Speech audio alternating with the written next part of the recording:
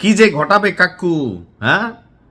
পাগলা তিতা মেয়েটা বোঝে না, পাগলারে জিলাপি দিও না। এই গান শুনলে বুঝতে হবে যে ভিডিওটা পুতিন কাকুর।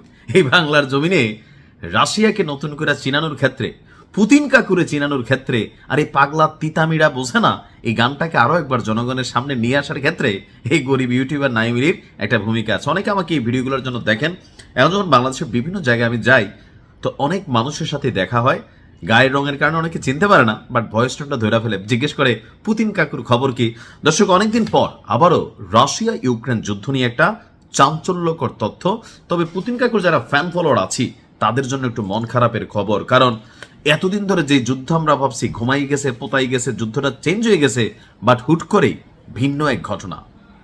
রাশিয়া ইউক্রেন যুদ্ধ শুরুর প্রায় 4 থেকে 5 বছরের মাথায় এসে হুট করে ইতিহাসের, অর্থাৎ রাশিয়া ইউক্রেন যুদ্ধের ইতিহাসের সর্ববৃহৎ হামলা চালিয়েছে আজকে ইউক্রেন।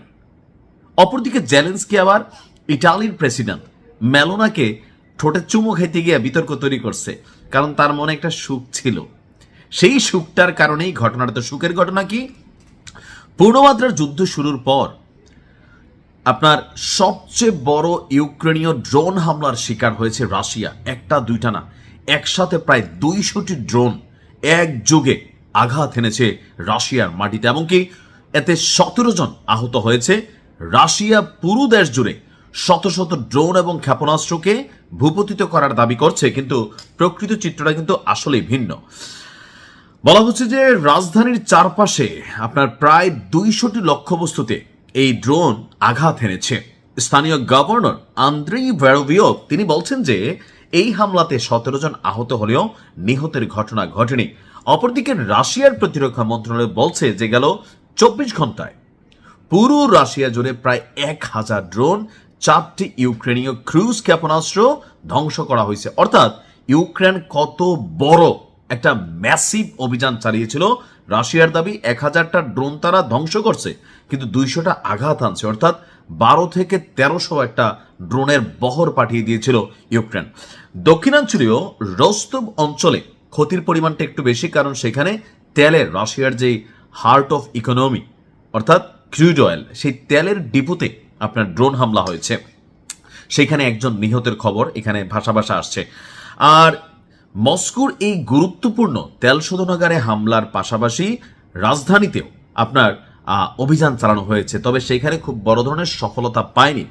একদিকে যখন পুতিন কাকুর বিরুদ্ধে এই অভিযান চালিয়ে জেলেন্সকি ইটালির প্রেসিডেন্ট মেলোনির ঠোঁটে চুমু খাওয়ার চেষ্টা করছে, অপরদিকে পুতিন কাকু শত শত ব্যালিস্টিক ক্ষেপণাস্ত্র প্রস্তুত করছে ইউক্রেনকে ধাসানোর জন্য। সেটা নিয়ে পরবর্তীতে ভিডিও দিব। তো রাশিয়া বলছে যে আপনার রাশিয়ার আকাশ প্রতিরক্ষা বাহিনী আপনার বড় আকারের হামলা প্রতিহত করার জন্য এখনো কাজ করে যাচ্ছে, অর্থাৎ যে কোনো সময় এর চেয়ে বড় ধরনের কোনো অভিযান আসতে পারে। হামলার জুড়ে রাশিয়ার রাজধানী মস্কোর 4টি বিমানবন্দর সাময়িকভাবে বন্ধ করে দেওয়া হয়েছিল, এমনকি 500-টিরও বেশি ফ্লাইট বাতিল করা হয়েছে। রাশিয়ার স্থানীয় কর্তৃপক্ষ ড্রোন হামলার পরের যে চিত্র, সেই চিত্র প্রকাশে নিষেধাজ্ঞা দিয়েছে।